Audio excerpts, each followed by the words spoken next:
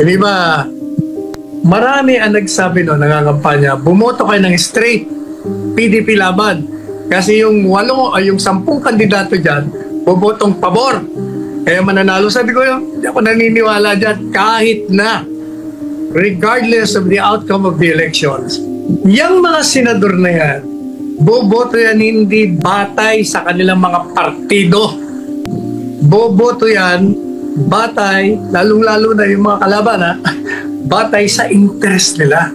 Pag yan ay maapektuhan ng kanilang political future, maniwala kayo, sabi ko, di ba? Boboto yan, pabor kay Inday Sara. At tingnan mo, ano bang nangyayari ngayon? Tingnan mo, matatawa ka eh. Ngayon, dati hot na hot sila sa impeachment. Pero nung dumating ang pagbagsak sa halalan, nakita nila na ang kumontra kay Inday Sara at kay Presidente Duterte ay naglagapakan sa eleksyon. O natakot sila, kaya tingnan mo ngayon. Hindi malaman kung itutuloy o hindi. And most likely, hindi nila itutuloy. At sasabihin nila, hindi, wala kaming jurisdiction. O hindi ba, lahat ng mga sinabi natin sa programa ito ay nangyayaring lahat.